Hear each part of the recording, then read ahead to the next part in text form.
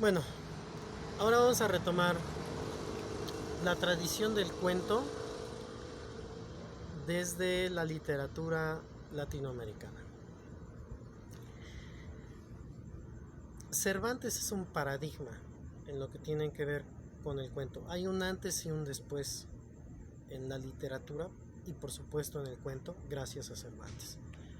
El Quijote es una obra fundamental que está construida toda a partir de puros cuentos. Pero no solo eso, sino que además eh, Cervantes mete un cuento dentro de otro cuento. Esto podemos verlo, por ejemplo, cuando hay una parte donde va Sancho, van Sancho y Don Quijote y van platicando, y entonces Sancho le cuenta a Don Quijote un cuento que él escuchó que le habían contado. Entonces esa parte es maravillosa porque allí lo que hace Cervantes es que dentro de un cuento mete un pequeño cuento y luego termina su narración y retoma ese cuento, retoma el otro cuento Cervantes de una manera magistral. Entonces, en ese sentido, justamente por eso es que es maravilloso el Quijote, porque el Quijote es una obra que está construida a base de puros cuentos. Y la influencia, por supuesto, a partir de entonces, no solo para la literatura latinoamericana y la tradición hispanoamericana, sino en general, ¿no? Es asombrosa. A tal grado que, por ejemplo, yo les puedo decir que en Rusia, ¿no? Se hicieron grandes, grandes escritores leyeron el Quijote, ¿no? Y hubo, por ejemplo, un movimiento muy importante en Rusia de escritores y de filósofos, ¿no? A donde, por ejemplo, uno de ellos es Mikhail Bakhtin. Y Bakhtin eh, retoma el Quijote para hacer análisis literario y para mostrar sus modelos de análisis literario. Entonces vean qué tan importante era el Quijote, es el Quijote, que hasta para la literatura rusa, por ejemplo, ¿no? Es fundamental.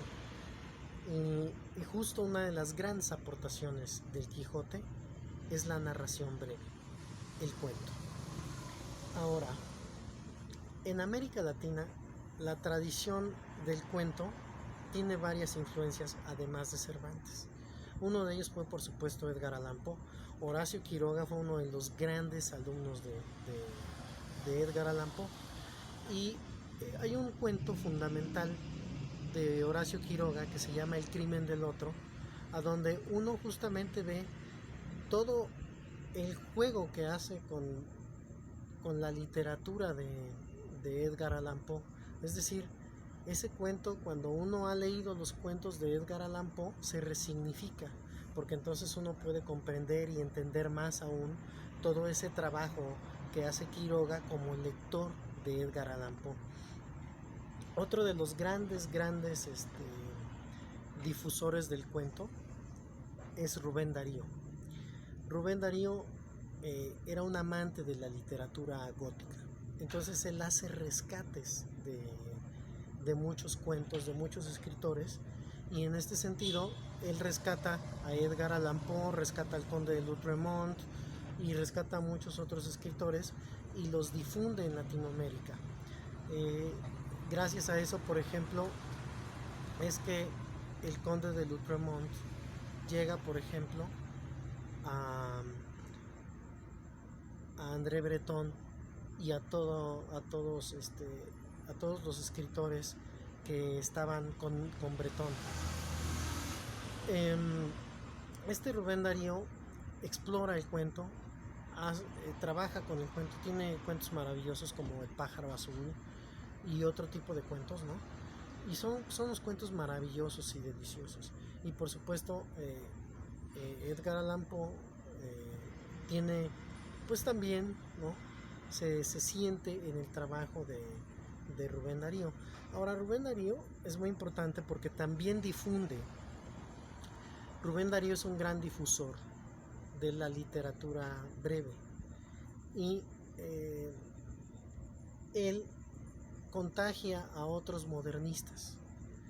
como José Martí, como Manuel Gutiérrez Nájera, que son modernistas y que trabajan con el cuento. Y así es como la tradición del cuento llega, vamos por decirlo de algún modo, a las vanguardias, a donde en las vanguardias ya adquiere un matiz particular, ¿no? El caso de Quiroga es muy interesante porque Quiroga hace cuentos fantásticos, muy influenciados por Edgar Allan Poe, pero después un poco como de que rompe con eso y hace otro tipo de cuentos, que son cuentos que tienen que ver con la vida de Quiroga en la selva y todo eso, ¿no? Entonces, cuando Quiroga hace eso, como de que Quiroga abre una nueva brecha y entonces se empiezan a generar todos esos cuentos, ¿no? La importancia del cuento en Hispanoamérica es tal que, por ejemplo, Seymour Menton hizo justamente una antología que se llama El Cuento Hispanoamericano, que se las recomiendo mucho, pero aparte de esa hay muchísimos más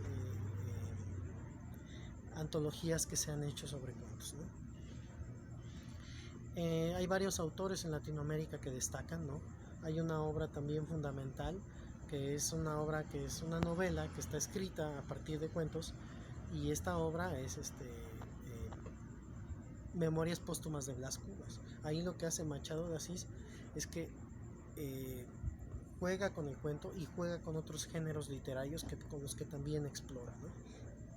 Entonces, bueno, este tipo de modificación en ese sentido es muy interesante porque Machado de Asís modifica, trastoca el orden del cuento, ¿no? Y lo incorpora en una novela. Hay grandes escritores, maravillosos escritores en Brasil, ¿no? Y muchos de ellos exploraron el cuento, aunque hay una cuentista muy interesante que es Clarice Lispector. Clarice Lispector es como un antes y un después. Tiene unos cuentos maravillosos que son, la verdad, muy raros para la literatura latinoamericana, porque es como alguien que escribe desde otra perspectiva, ¿no? Otro de los grandes exponentes, por supuesto, del cuento es sin duda Borges, ¿no? Que no se explicaría sin la influencia tanto de Alfonso Reyes como de Macedonio Fernández, ¿no? Y otro gran exponente del cuento es Roberto Art, ¿no? Roberto Art es un escritor maravilloso, fundamental, que escribe unos cuentos extraordinarios como El Jorobadito, por ejemplo, ¿no? Pero no solo eso, ¿no? O sea, hay grandes exponentes del cuento también desde el punto de vista femenino, ¿no? Una de las grandes escritoras argentinas escribió cuento, y esta escritora es Silvina Ocampo. Silvina Ocampo tiene unos cuentos extraordinarios y maravillosos, ¿no? Y por supuesto hay muchos más escritores en Latinoamérica que exploraron el cuento, y vamos a ver un poco más de eso ahora desde la perspectiva de la tradición de México.